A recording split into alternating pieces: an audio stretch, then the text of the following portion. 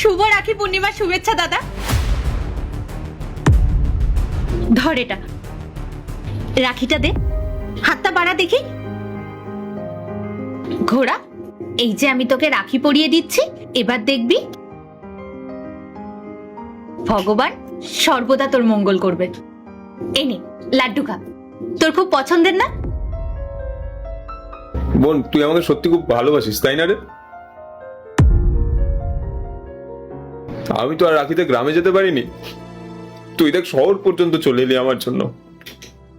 কি করব বল, তোকে তো রাখি পড়াতেই হতো, ভাই বোনের এই বন্ধনটা আরো মজবুত করতে হতো, সেই জন্য তো আমি গ্রাম থেকে এখানে ছুটে এলাম। আমি জানতাম তুই ব্যস্ত থাকবি, সেই জন্য আমি ভাবলাম আমি চলে আসি শহরে, তোর সাথে দেখাও হয়ে যাবে আর শহরটাও ঘোরা হয়ে যাবে। আর বৌদি আর ছুটকির সাথেও তো অনেকদিন দেখা হয়নি, ওদের সাথেও দেখা হয়ে যাবে, তবেই না রাখি পূর্ণিমাটা পূর্ণ হবে। দে থালাটা দে, চল এবার আমার উপহারটা দে।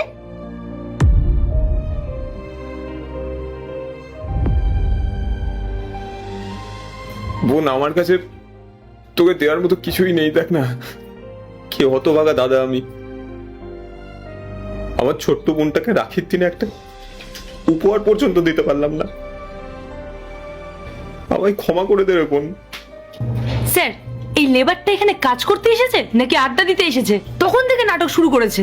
1 মিনিট দাঁড়াও। দাদা তুই এভাবে হাত জোড় করছিস কেন? কিছু দিতে পারিস না তো কি হয়েছে? আরে আমি তো তোর সাথে ইয়ার্কি করছিলাম। আর রাখিতে যে উপহার দিতেই হবে এরকম কোনো নিয়ম আছে নাকি? এটা তো শুধু একটা রীতিনীতি। আমি সব সময় চাই তুই যেন সুস্থ থাকিস, ভালো থাকিস। স্যার, আমি এই লেবারটাকে এক্ষুনি এখান থেকে তাড়িয়ে দিচ্ছি, আপনি শুধু আমাকে পারমিশনটুকু দিন। না দাঁড়াও, আমি ওদের সাথে কথা বলবো, কিন্তু তার আগে দেখি যে ওরা কি করে। তুই তো বোনের দায়িত্ব পালন করলি, আমি তো আর বড় দাদার দায়িত্ব পালন করতে পারলাম না রে। তোর এই দাদাটা খুব অসহায় বোন, ছুটকিটারও শরীরটা খুব খারাপ, চিকিৎসার জন্য কত টাকার যে ওষুধ কিনতে হয় তোকে কি বলবো রে বোন। জানি না ভগবান আমাকে কোন জন্মের শাস্তি দিচ্ছে, সারাদিন হাড় ভাঙা খাটুনি খেটে মাত্র 300 টাকা মজুরি পাই। দিন শেষে ওই 300 টাকাটা ওষুধের জন্য খরচ হয়ে যায়, সব হাট বাজার এগুলো সব ধারে চলে জানিস। আমি বুঝতে পারছি না, আমার মাথা কাজ করছে না যে কিভাবে এই কঠিন পরিস্থিতি থেকে বেরোবো, পরিবারের মুখে কি করে দুটো খাবার জোটাবো। দাদা তুই তো চিন্তা করছিস কেন? শোন, ভগবান কষ্ট দেয় মানুষের ধৈর্য শক্তি পরীক্ষা নেওয়ার জন্য। তুই আমাকে কত কষ্ট করে একটা ভালো পরিবারে বিয়ে দিয়েছিলিস বলতো, আমি তো সেখানে সুখে আছি, ভালো আছি। তুই তো আমার কাছে দেবতার মতো রে দাদা। দাদা তুই শুধু ভগবানের ওপর বিশ্বাস রাখ, দেখবি একদিন সব ঠিক হয়ে যাবে, বাবা মা ছুটকি সবাই সুস্থ হয়ে উঠবে। আমি শহরে কেন এসেছি বলতো দাদা? তোকে রাখি পড়াতে।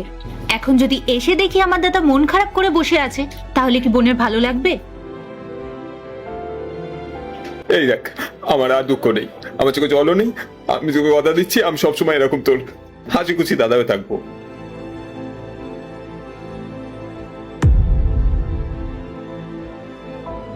আচ্ছা বোন, তুই এবার বাড়ি যা, বৌদির কাছে যা, বৌদিকে গিয়ে বলিস আজকে যেন ভালো মন্দ কিছু রান্না করে। আর আর যদি কোনো বাড়িতে বাজার টাজার না থাকে বলবি পাশের দোকান থেকে ধারে নিয়ে নিতে। হ্যাঁ যা, তুই দেরি করিস না, বাড়ি যা। দাদা আমার খিদে পাচ্ছে না রে, তোর সাথে দেখা হয়ে গেল, এই আনন্দে আমার পেট ভরে গেছে। আমি এখন যাই, গিয়ে বৌদির সাথে একটু দেখা করি। আর ছুটকির জন্য না খুব সুন্দর একটা জামা এনেছি, ওকে জামাটা দিই। আর শোন না, আমার রাত 8টায় ট্রেন আছে, ওই ট্রেন ধরে আমি বাড়ি চলে যাব। যাওয়ার আগে কিন্তু আমি তোর সাথে দেখা করে যাব, তুই কিন্তু কাজ শেষ করে তাড়াতাড়ি বাড়ি চলে যাবি। ঠিক আছে, আমি তাড়াতাড়ি বাড়ি চলে আসবো, আর তোকে স্টেশন অব্দি আমি আজকে ছেড়ে দিয়ে আসবো। ঠিক আছে দাদা, আমি আসছি তাহলে। দাঁড়াও। মালিক নমস্কার। বোন, উনি আমাদের মালিক, নমস্কার কর। উনি কে আর এখানে কি করছেন? মালিক, ও আমার বোন হয়, গ্রাম থেকে এসেছে আমাকে রাখি পড়াতে। কাজের জায়গায় এসে রাখি সেলিব্রেট করছো? রাখি সেলিব্রেট করার হলে বাড়িতে গিয়ে করতে পারতে। আর এখানে যে ভারী ভারী কাজগুলো চলছে, ওর যদি কিছু হয়ে যায় তখন তার দায় কে নেবে? মালিক ক্ষমা করে দিন, এখানে দাদার কোনো দোষ নেই, আমি নিজেই চলে এসেছি। আমি বাড়িতে গেছিলাম দাদার সাথে দেখা করতে, কিন্তু বৌদি বলল যে দাদা কাজে গেছে, তাই জন্য আমি সোজা এখানেই চলে এলাম। রাখির তিথি যদি পেরিয়ে যায় তাহলে তো আমি আর দাদাকে রাখি পরাতে পারবো না, তাই জন্য দেরি না করে চলে এলাম। মালিক, দয়া করে আপনি দাদার উপর রাগারাগি করে দাদাকে কাছ থেকে বার করবেন না। মালিক, দয়া করে আমাকে কাছ থেকে বের করে দেবেন না। আসলে আমার ছোট বোন তো খুব ভালোবাসে আমাকে, তাই আজকে রাখি পরাতে এসেছে। আবেগের বশে ছোট মেয়েটা ভুলটা করে ফেলেছে, আপনি দয়া করে ওকে ক্ষমা করে দিন মালিক। তোমাদের দুজনের এই ভাই বোনের ভালোবাসার নাটক আমি আমার কেবিনে গিয়ে দেখবো। এক্ষুনি আমার কেবিনে এসো, বাকি কথা ওখানেই হবে। পায়েল, ওদেরকে এক্ষুনি আমার কেবিনে পাঠাও। Okay sir. এই, তোমরা দুজন তাড়াতাড়ি স্যারের কেবিনে যাও, একদম লেট করবে না। হ্যাঁ ম্যাডাম, যাচ্ছি। চল বোন। মালিক, আমরা তো অনেকক্ষণ ধরেই দাঁড়িয়ে আছি, আপনি কিছু বলছেন না। আমাকে কাছ থেকে বার করবেন না মালিক, আমরা আমাদের ভুল বুঝতে পেরেছি, আমাদের ক্ষমা করে দিন মালিক। তুই বল। হ্যাঁ মালিক, দয়া করে ক্ষমা করে দিন, আর কোনোদিন এইভাবে কাজের জায়গায় আমি আসবো না। দাদার পারিবারিক অবস্থা এখন খুব খারাপ যাচ্ছে মালিক, একটা ছোট্ট ভুল ভেবে মাফ করে দিন। এখন যদি আপনি দাদাকে কাজ থেকে বের করে দিন তাহলে কোথায় যাবে বলুন? ওর পরিবারটা পুরো ভেসে যাবে। মালিক, আমি যদি আপনার পা ধরে ক্ষমা চাই তাহলে আমাকে ক্ষমা করে দেবেন তো মালিক? আচ্ছা, আমায় একটা কথা বলো তো, এই যে কনস্ট্রাকশন সাইটে রাখি পালন কে করে? হ্যাঁ, এখানে সব চারিদিকে বিপদ ছড়িয়ে রয়েছে, ভারী ভারী জিনিসপত্র ছড়িয়ে রয়েছে। যদি কারোর কোনো বিপদ হতো, কোনো চোট আঘাত লাগতো, তাহলে সেই দায়ভার কে নিত? সেই দায়ভার তো আমার ঘাড়ে এসেই পড়তো নাকি? মালিক, আমি মানছি আমার ভুল ছিল, আমার ওকে এইভাবে এখানে ডাকাটা উচিত হয়নি। রাখিটাও মাত্র পড়াতে এসেছিল। আপনি বিশ্বাস করুন মালিক, আর কোনোদিনও ও এখানে আসবে না। আমাকে এইবারের মতো ক্ষমা করে দিন মালিক, ও এক্ষুনি চলে যাচ্ছে। আপনি যদি বলেন আমি আজকে অতিরিক্ত সময় কাজ করে দেবো, ক্ষমা করে দিন মালিক। আমার আজকের দিনেও মজুরিটা কেটে নিন মালিক, কিন্তু আমাকে কাজ থেকে বের করবেন না। ও, তার মানে এই মেয়েটি শুধুমাত্র একটা রাখি পরানোর জন্য গ্রাম থেকে এখানে এসেছে? হ্যাঁ মালিক, দাদাকে রাখি পরাবো বলেই সেই গ্রাম থেকে এখানে ছুটে এসেছি। দাদা বললো দাদার কাজের চাপ রয়েছে, তাই ও যেতে পারবে না। আগের বছরেও রাখি পরাতে পারিনি, মনটা খুব খারাপ লাগছিল।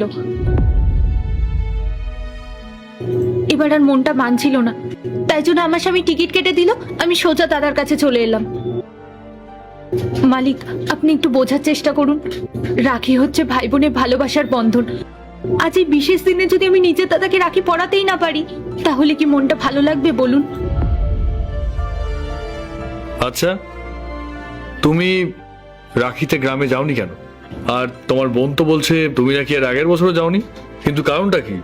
তুমি যে এখানে এত কষ্ট করে খেটে কাজ করছো, যদি পরিবারের এসব প্রোগ্রামেই তুমি না যাও তাহলে মানেটা কি হচ্ছে? মালিক, আমাদের মতো গরিব মানুষদের হয়তো টাকা পয়সার খুব অভাব, কিন্তু আমরা একে অপরকে খুব ভালোবাসি, বুঝি। আমার মনের কষ্টটা আমার বোনটা না বলতেই বুঝে যায়। আসলে ঘরের অবস্থা খুব খারাপ তো মালিক। আমার বাবা মা আর আমার ছোট মেয়েটা না খুব অসুস্থ মালিক, সব টাকা পয়সা ওষুধেই শেষ হয়ে যায়। গ্রামে যাওয়ার আর কোনো টাকা পয়সা হাতে থাকে না। বরণের থালাটা আমাকে দাও।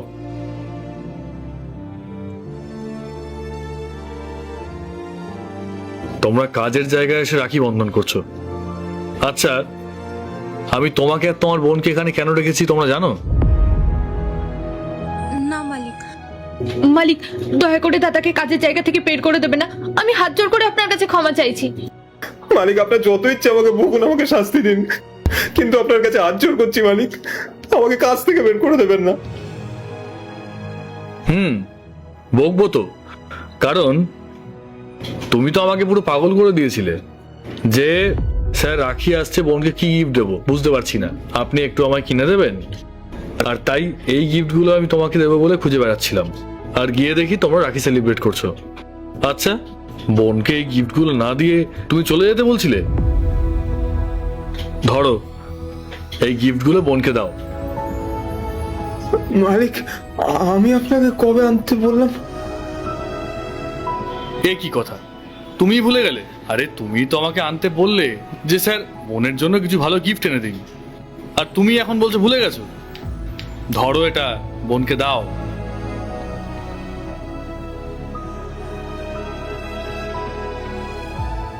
দাদা, মালিক, আমি তো খুব ভয় পেয়ে গেছিলাম। দাদা, তুই আমাকে ওই কি যেন বলে সারপ্রাইজ, ওইটা দিবি ভেবেছিলিস, তাই না? সরি রোহিত, তুমি তোমার বোনকে সারপ্রাইজ দেবে ভেবেছিলে, আর আমি পুরো প্ল্যানটা ভেস্তে দিলাম। হ্যাঁ বোন, তোমার দাদা সেই কবে আমাকে গিফট আনার জন্য বলেছিল, আর আমি তো গিফট এনে রেখে দিয়েছি। এদিকে ওকে খুঁজে পাচ্ছি না, আমি ভাবলাম বাড়ি চলে গেল না কি। আর আমারও বাড়ি যাওয়ার ছিল, আমিও যেতে পারছিলাম না এই কারণে। আর উল্টো তখন দেখি যে তোমরা রাখি সেলিব্রেট করছো, আমার থেকে খুব রাগ হয়েছিল। আর সরি, সেই জন্যই হয়তো আমার কারণেই তোমাদের সারপ্রাইজটা ভেস্তে গেল। সরি। হ্যাঁ বোন, তুই বাড়ি যা, আমি আসছি। 1 মিনিট দাঁড়াও, এই টাকাটা রাখো। তুমি যে আমাকে গিফট আনার জন্য টাকা দিয়েছিলে, সেইখানে গিফট আনার পর এই টাকাটা বেঁচে গেছে। এই টাকাটা তুমি রাখো। কি হলো? আরে ধরো, তোমারই টাকা তো এটা।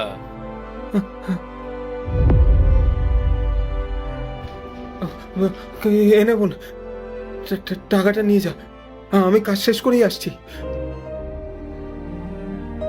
আর শোনো বোন, তোমার দাদা কিন্তু তোমার জন্য খুব সুন্দর গিফটটা নিয়েছে। বাড়ি গিয়ে গিফটটা খুলে দেখো। ঠিক আছে মালিক, নমস্কার।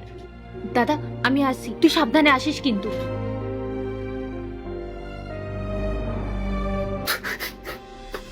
মালিক, আরে আরে কি করছো তুমি এটা? মালিক, আমি জানি এই গিফট টাকা কোনোটাই আমি আপনাকে আনতে বলিনি, তাও আপনি এই এতগুলো জিনিস কেন দিলেন? হ্যাঁ, আমি জানি যে এগুলোর কোনোটাই তুমি আমাকে বলনি, আমি নিজে থেকেই বলেছি। তার কারণ কি জানো? ভগবানের আশীর্বাদে আমার কাছে সবকিছুই আছে। আমার কাছে খুশি ফ্যামিলি, গাড়ি, বাড়ি, টাকা সব আছে। আর একটা বোন আছে জানো তো, কিন্তু কোনোদিনও রাখি সেলিব্রেট করতে পারিনি ওর সাথে, কারণ ও বিদেশে থাকে। আর বিশ্বাস করো, আমি বোনকে সব সময় বলি, প্রত্যেক বছর বলি, আমি তোকে ফ্লাইটের টিকিট করে দিচ্ছি, তুই চলে আয়, এই দিনটা একসাথে উদযাপন করি।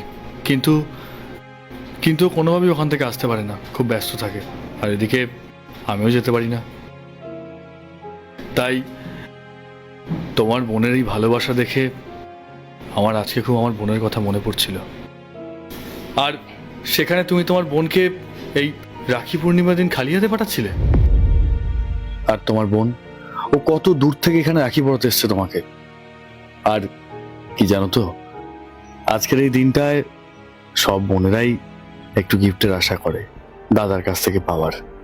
হয়তো মুখে কিছু বলছিল না, কিন্তু তুমি দেখলে তো ও গিফটগুলো পাওয়ার পর কত খুশি হয়েছিল। মালিক, আপনাকে অনেক অনেক ধন্যবাদ, আপনি আমার কাছে সত্যি ভগবান। আরে আমি কোনো ভগবান টগবান নই, আমি শুধু তোমার বোনের খুশির জন্য এগুলো করেছি। তবে শোনো, আজকের এই গিফটগুলো কিন্তু তুমি তোমার বোনকে দিয়েছো, আমি কিন্তু দিইনি। হ্যাঁ মালিক, আপনাকে অনেক অনেক ধন্যবাদ। ভগবান হয়তো আমাকেও একদিন দিন দেবে, আমি আবার টাকা পয়সা আমার হাতে পাবো, সেদিন আপনাকে আপনার সব টাকা ফেরত দিয়ে দেবো মালিক। আমি কি তোমার টাকাগুলো ফেরত দেওয়ার কথা বলেছি একবারও? শোনো, এরপর থেকে যখনই তোমার কখনো এরকম অনুষ্ঠানে টাকার প্রয়োজন পড়বে, আগে থেকে আমার কাছে অ্যাডভান্স চেয়ে নেবে, কেমন? তুমি তো আমার এখানেই কাজ করো, তাই না? তোমার দরকার পড়লে তুমি তো আমাকেই বলবে। যাই হোক, এসব বাদ দাও এখন, তুমি বাড়ি যাও, তোমার ফ্যামিলির সঙ্গে সময় কাটাও। আর তোমার বোনও তো বিকেলে চলে যাবে। আজ আর কাজ করবো না মালিক। কাজ করার ইচ্ছে থাকলে তাহলে করো। না না, ঠিক আছে মালিক, আমাকে যদি আপনি ছুটি দেন, আজকের দিনটা আমি নয় বাড়ি চলে যাই। সেটাই তো বলছি, যে বোন এসছে, তুমি এখন বাড়ি যাও।